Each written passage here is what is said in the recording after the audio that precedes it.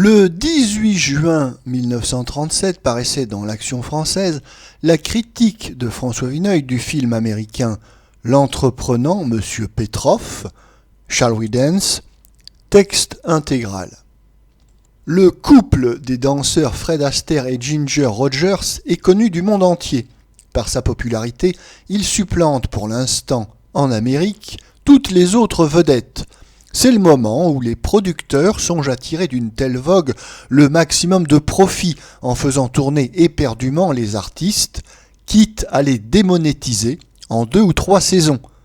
On commence à craindre que le talent de Fred et de Ginger ne soit soumis à cette exploitation contre laquelle ils n'ont guère de recours et qui ne paraît pas, financièrement parlant, fort habile. Quand on a brûlé une vedette, il faut en lancer une autre pour la remplacer. Une telle publicité est à la fois ruineuse et aventureuse.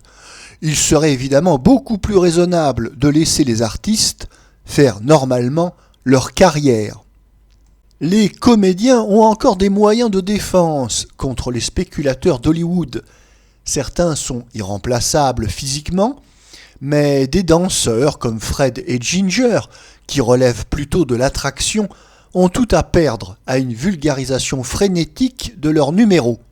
Un film de Fred et de Ginger chaque année, voilà qui est parfait. C'est un charmant divertissement. J'avais pris moi-même un agrément très vif à leur spectacle de l'automne dernier, Swing Time, mais 3-4 films de Fred et Ginger par saison, c'est beaucoup. Il leur est à peu près impossible de soutenir le train, et à leurs collaborateurs aussi. Tout d'abord, quand on danse dans un film, il faut un argument qui amène d'une façon plus ou moins plausible les pas des interprètes. Ces arguments sont extrêmement limités. Dans L'entreprenant Monsieur Petroff, le point de départ était assez bon et assez neuf. Au lieu du cas classique des inconnus qui connaissent la gloire après 2000 mètres de pellicule, on a pris les 2 danseurs au fait de leur célébrité. Ce sont leurs caprices, leurs fatigues de vedettes blasées qui fourniront le scénario. Mais on n'a pas tiré de ce début des situations bien ingénieuses.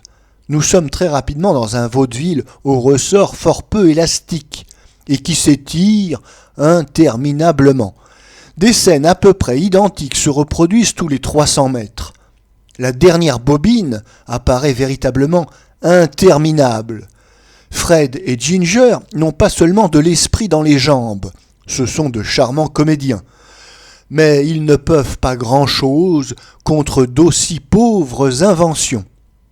L'entreprenant Monsieur Petroff est un film extrêmement coûteux. Nombreux changements de décor, luxe de figuration, métrage exceptionnel surtout. Il touche à ce que l'on appelait naguère une superproduction. Erreur manifeste. Rien de plus ridicule que le canon des films de 90 minutes qui, paraît-il, épuisait les facultés d'attention des spectateurs. Il se peut très bien que le développement normal d'un sujet exige 2h30, 3 heures de production. Balzac n'aurait su faire tenir les illusions perdues dans le même cadre que l'illustre Gaudissart.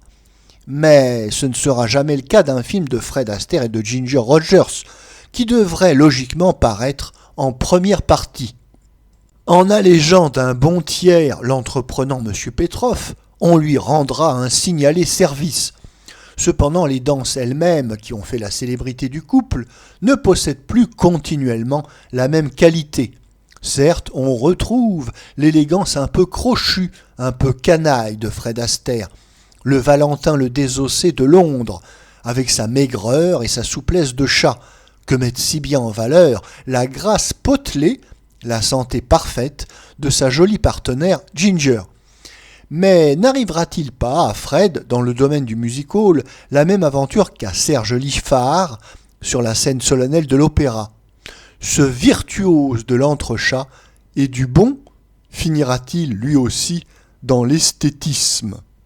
Il faut signaler déjà dans L'entreprenant Monsieur Petroff une danse mimée, scandée tout entière par le rythme et les bruits de la machinerie d'un paquebot, assez laide et niaise pour enchanter le camarade Villermoz, illustre fabricant de cinéphonie, mais qui ne représente pas moins le type du modernisme le plus tarabiscoté.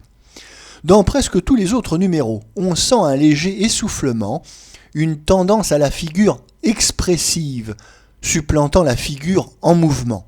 Ce n'est pas ce que nous demandons à Fred Astaire, qu'il continue donc plutôt à déployer ses extraordinaires dons physiques, ses amusantes fantaisies, créées non plus au hasard, mais dans le cadre des valses, des rumbas, des tangos, qui sont pour lui l'analogue de la grande variation pour le danseur classique. Enfin, Fred Astaire semble négliger un peu trop la charmante Ginger. On compte les instants où ils dansent ensemble.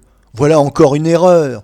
Ce sont dans les duos chorégraphiques, beaucoup plus que dans les solis, que leurs talents s'épanouissent vraiment.